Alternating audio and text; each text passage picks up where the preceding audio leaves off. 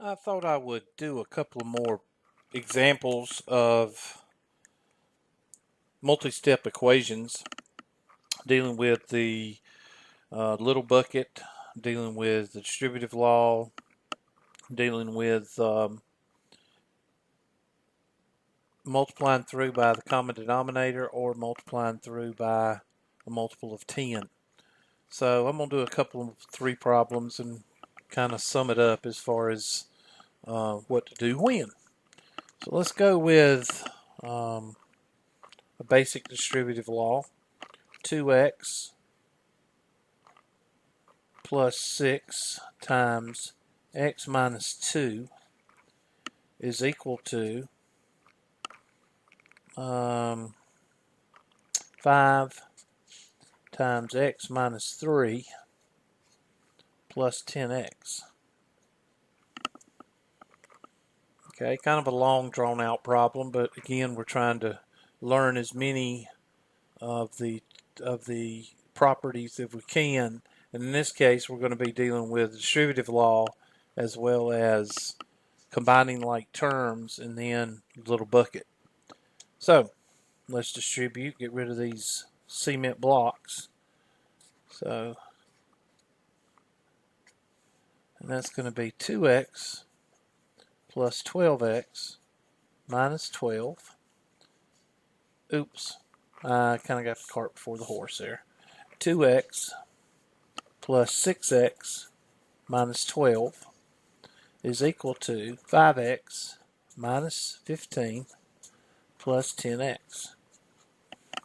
And at this point we see combine like terms here and combine like terms there.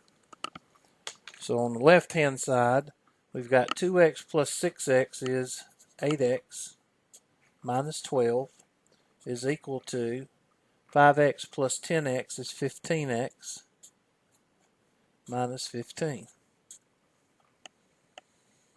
Now that's the distributive law in combining like terms. The next thing is the little bucket. Which one's the little bucket? 8x. So take it across the river and it becomes negative 8x. That'll give us negative 12 is equal to 7x minus 15. Bring that 15 across the river and it becomes a positive 15. 7x is equal to, you owe $12, you have $2. You have $15. Then you have $3 when you through with that interaction. Of course, this comes from my basic math fractions video, and I explained that positive and negative integers have to do, if we use money as a model, it's easier to do positives and negatives. And the 7 cancels and you get x is equal to 3/7. Now in this problem you did the distributive law, you did combining like terms, oops, and you kept the variable positive.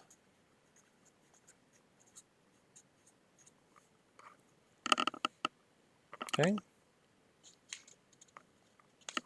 All right, let's try another one.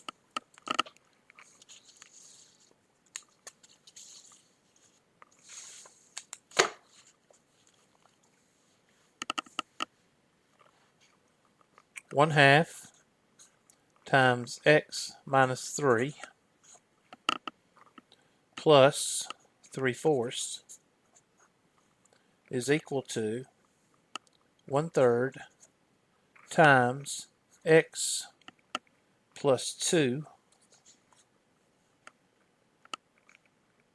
plus 5/6.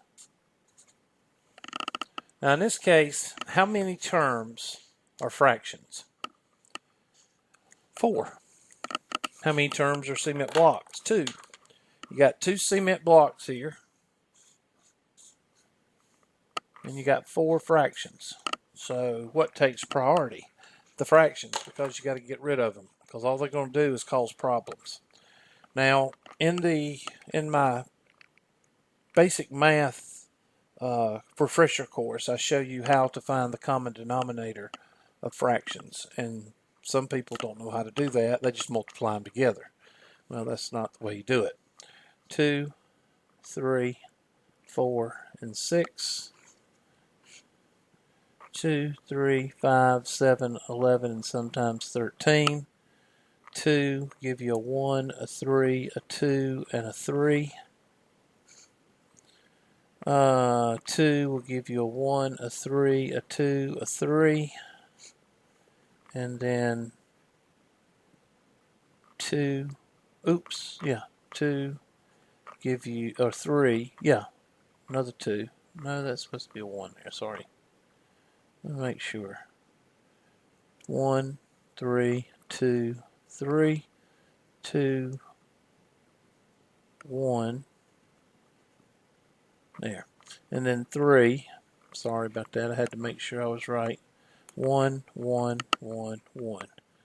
So it looks like to me the common denominator is 12. And I bet you $1 somebody out there said 24.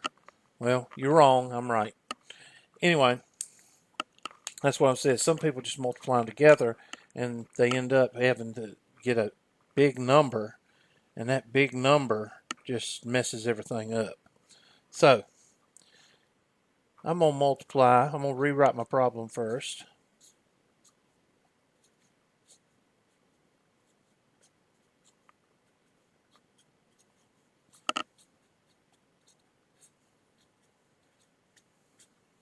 And I'm going to take my red marker and I'm going to multiply the whole thing by 4 times 3 is 12 over 1. Now, remember, can you touch what's in a cement block? No. You can't touch the ring. You can't put your finger on the ring, and you can't do that. So I think my pen has busted all over my hand. So if you see marks all over the paper, that's what that is. See? Isn't it pretty? Anyway, so I'm going to take my handy dandy pen, and red pen, I'm going to put 12 over 1, 12 over 1, 12 over 1, 12 over 1. There's 4 fractions. Now, you don't mess with what's in the cement block because you can't touch it. You got to distribute. So that 1/2 is there. That's multiplied. 3/4 is here, and that's multiplied. 1/3 is here, and that's multiplied. Plus 5/6 here, and that's multiplied. So now we've got 12 over 2 is 6. 12 divided by 4 is 3, so that is 3 times 3 is 9. 12 divided by 3 is 4. 4 times 1 is 4.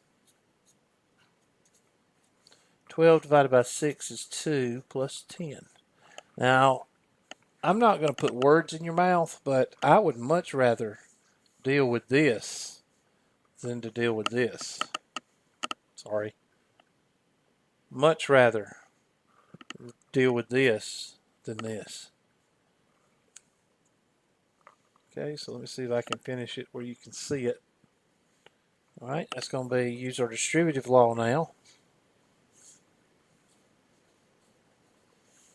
6x minus 18 plus 9 is equal to 4x plus 8 plus 10. Now we combine like terms because that's usually what happens after you use distributive law. So these two are like terms, and these two are like terms. So that's going to be 6x minus 18. You owe $18. You have 9. You still owe 9. 8 plus 10. You have 8. You have 10. You have 18. Now the 4x is the smallest bucket. So it comes across the river and becomes a negative 4x. The 9 goes across the river and it becomes a positive 9, and that's 27. So 2x is equal to 27. And x is equal to 27 over 2. Now I did do a few extra steps, but the reason I'm doing a few extra steps is I'm trying to teach you how to do it. If you already knew how to do it, I wouldn't have to show you.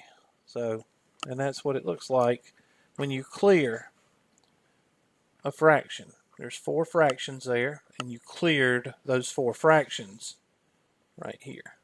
1, 2, 3, 4. And after you do that, you've only got 2 or 3 steps, and you get the answer. So that's how you clear the fractions. And our old friend, the decimals. Let's go ahead and get the decimals pulled out. Clear them.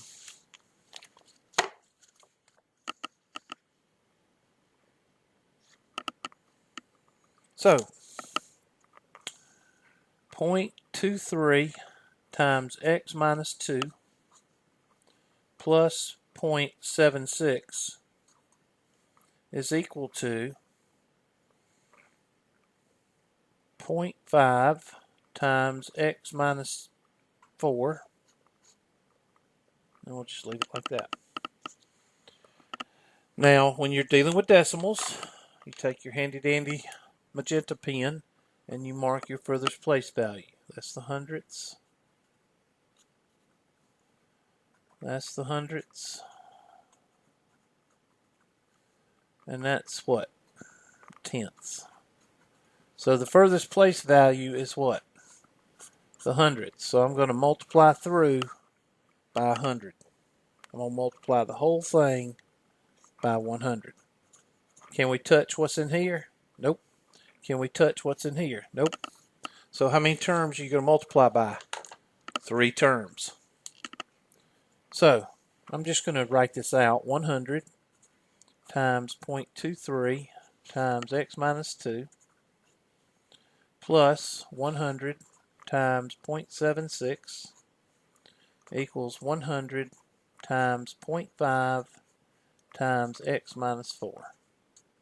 Oops. X minus 4. Now, when we multiply by 100,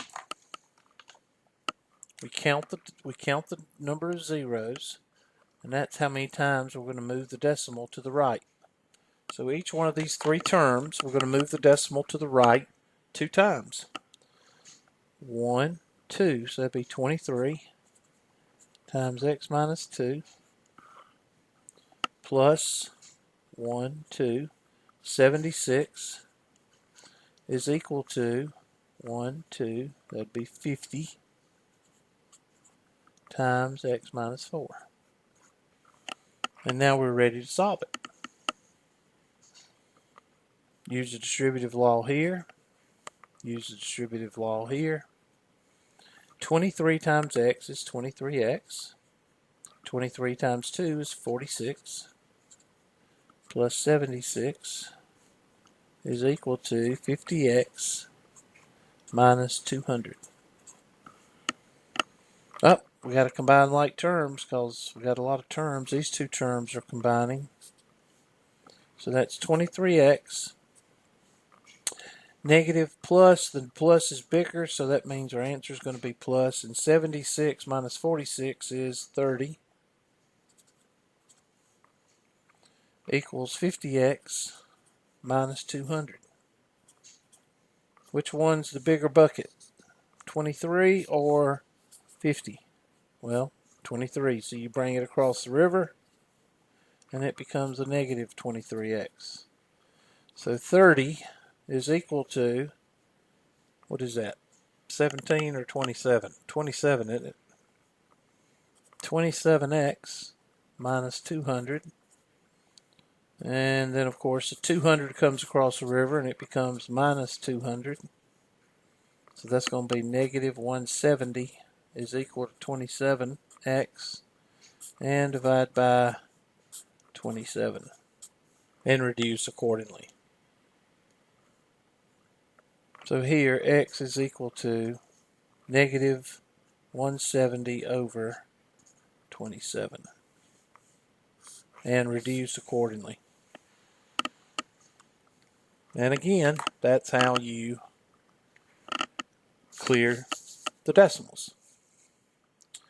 So I hope that helps a little bit in bringing home the clearing fractions and clearing decimals, distributive law, and moving smallest bucket. Maybe that'll help you with some more algebra problems.